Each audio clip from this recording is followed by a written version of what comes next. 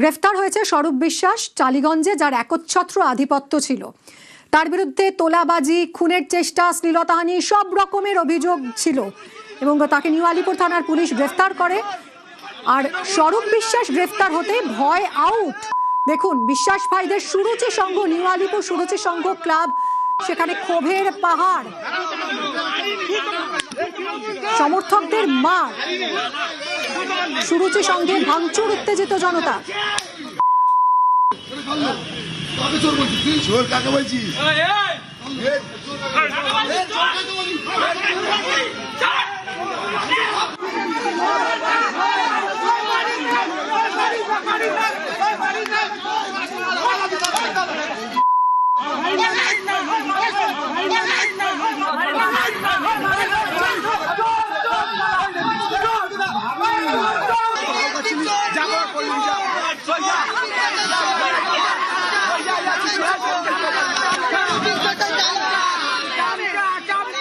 টালিগঞ্জের ত্রাস এই বিশ্বাস ব্রাদার, স্বরূপ বিশ্বাস, তাদের বিরুদ্ধে ক্ষোভের পাহাড় জমেছিল এলাকার মানুষের।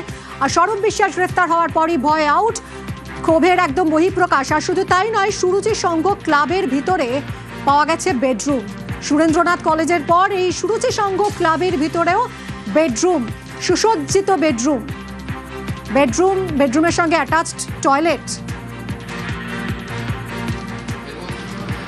সুরুচি সঙ্গে আলিশান ঘর, বাথরুম, ক্লাবের ভিতরে দামি দামি শাড়ি, বিদেশি ঘড়ি, বাচ্চাদের জামা কাপড়ও পাওয়া গেছে ক্লাবের ভিতরে। কলেজে বেডরুম আর পঞ্চায়েতে বেডরুম, ক্লাবেও বেডরুম। কারা ব্যবহার করতো এই বেডরুম? কি কাজ হতো এখানে? কেন ক্লাবের ভিতরে বেডরুম? কেন ক্লাবের ভিতরে পাওয়া গেল এরকম শাড়ি, বাচ্চাদের জামা কাপড়, বিদেশি ঘড়ি? বৃহস্পতিবার স্বরূপ গ্রেফতার হতেই ভয় আউট। স্বরূপের বিরুদ্ধে সরব এলাকাবাসী।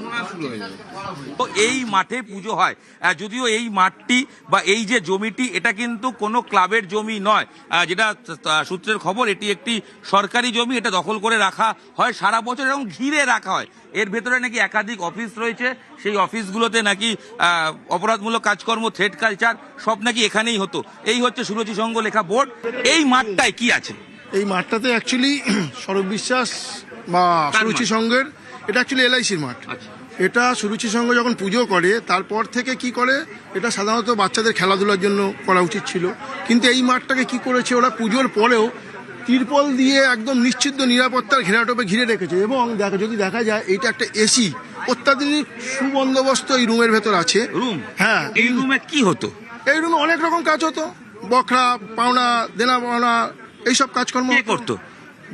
যারা ছিল স্বরূপ বিশ্বাস টিম, যে দাদাগিরি, যে সিন্ডিকেট রাজ ছিল, সেটা এখন আপাতত কমে গেল।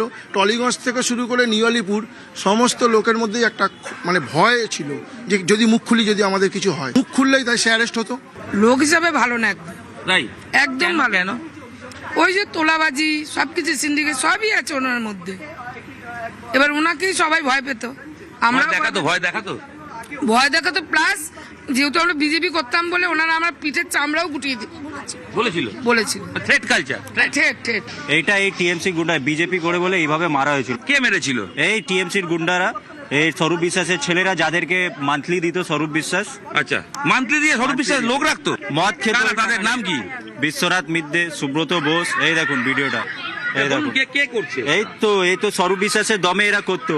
তারপরে মারার পর যখন পুলিশ স্টেশনে আসতাম, দাদা এই লোকরা বিজেপি করে বলে মেরেছি, কেস নিত না, পুলিশ কেস নিত না। এই স্বরূপ বিশ্বাস তোলা পায়নি বলে আমার জলের লাইনটাকে অফ করে রেখেছে। আর স্বরূপ বিশ্বাসের আন্ডারে বাড়ির জলের লাইন অফ। এলাকায় তো একটা ভয়ের বাতাবরণ ছিল। কারা করতো? এই বিশ্বাস ব্রাদার্সের টিম। প্রত্যেকটা বাড়ি তৈরি করতে গেলে কারুর স্বাধীনতা ছিল না যে সে নিজের মতো তৈরি করবে, সিন্ডিকেট ঠিক করে দিত। স্কোয়ার ফিটে পয়সা মাপা ছিল এখানে। বিরোধীদের কণ্ঠরোধ করার জন্য যতভাবে করা যায়, ভয় দেখানো যায়, চমকানো যায়, ধমকানো যায়, তার কাজ চলতো।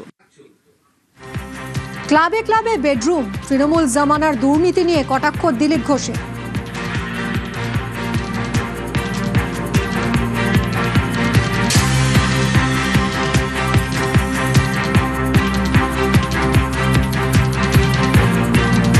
আপনাকে আমি তথ্য দিই, হসপিটালের মধ্যে শাড়ির দোকান তৈরি হয়েছে, তারপরে ওখানে স্পা তৈরি হয়েছে।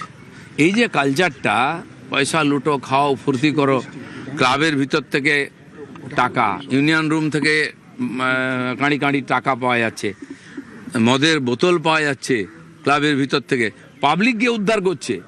যে জানে পুলিশ কিন্তু এখনো হাত লাগাচ্ছে না। কিসের প্রভু ভক্তি জানি না, প্রভুর বিদায় হয়ে গেছে, ভক্তি যায়নি। পুলিশকে আরও সক্রিয় হতে হবে, নাহলে পুলিশকেও লোকে একই দৃষ্টিতে থাকবে, তাদের সঙ্গেও একই রকম ব্যবহার করতে পারে লোকে।